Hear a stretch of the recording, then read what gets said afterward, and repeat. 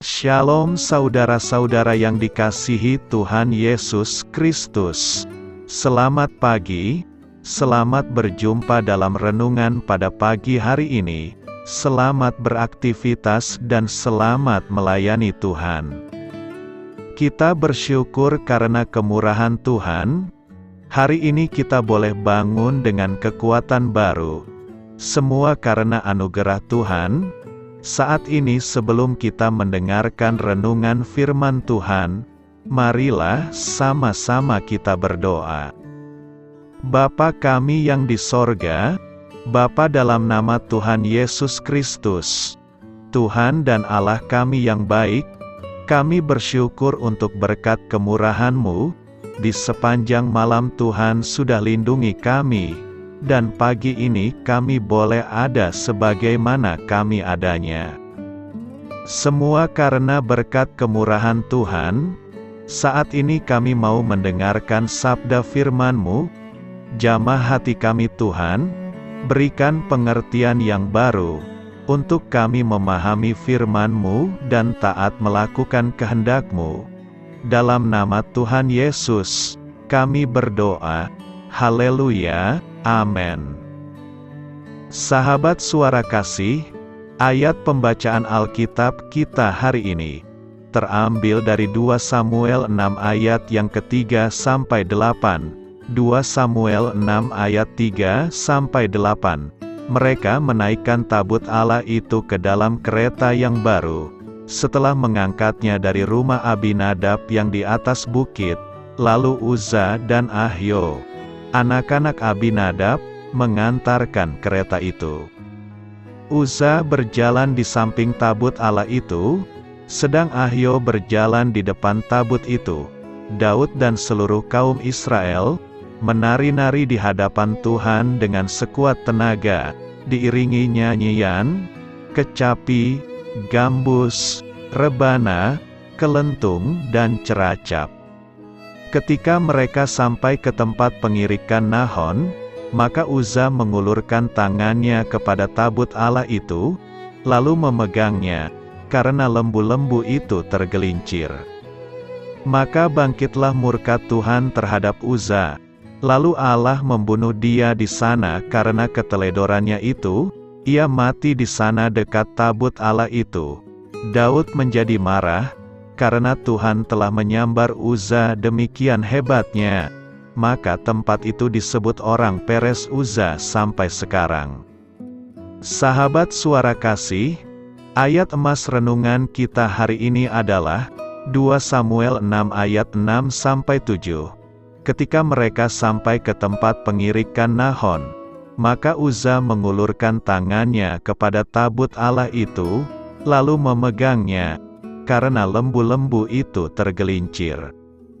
Maka bangkitlah murka Tuhan terhadap Uza, lalu Allah membunuh dia di sana karena keteledorannya itu, ia mati di sana dekat tabut Allah itu.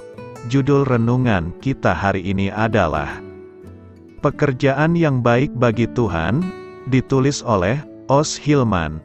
Sahabat suara kasih, Daud adalah sosok yang tahu cara berinvestasi di pasar sekuler.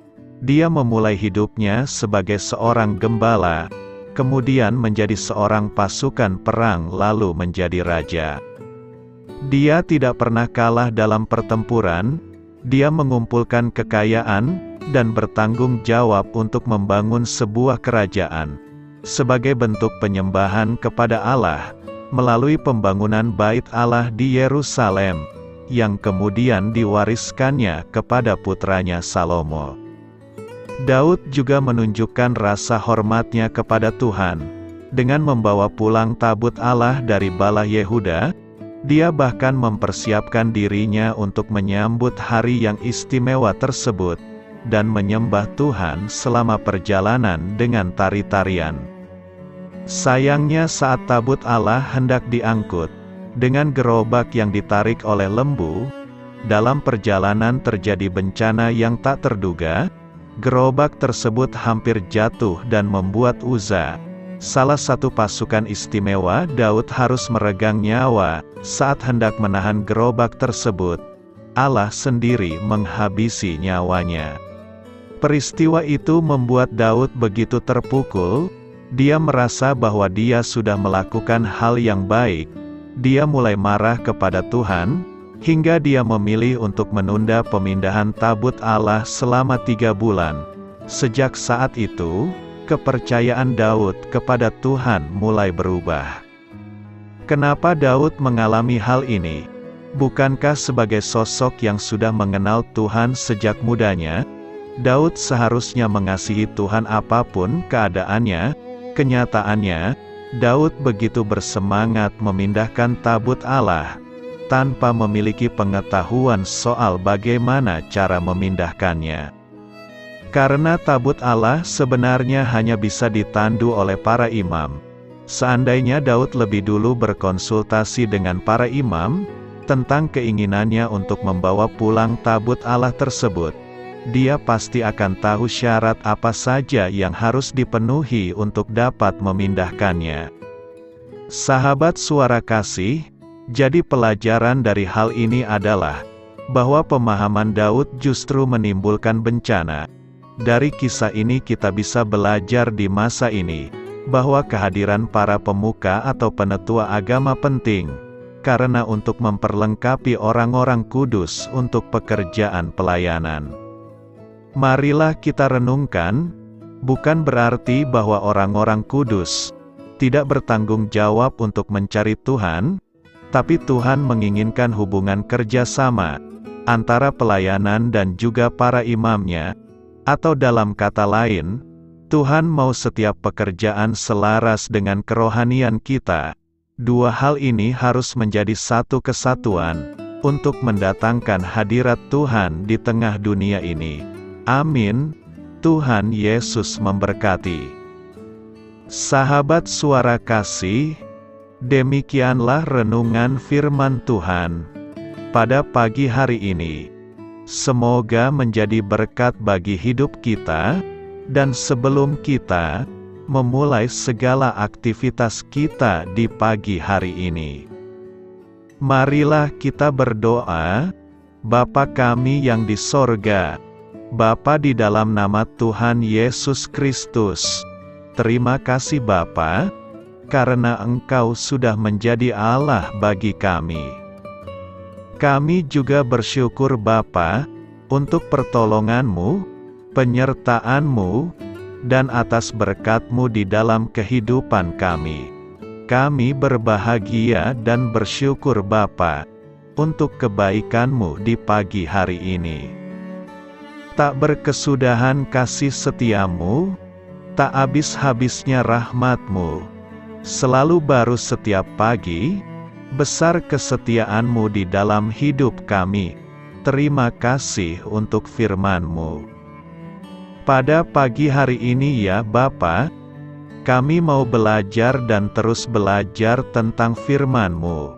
Firman-Mu yang menguatkan dan meneguhkan iman percaya kami.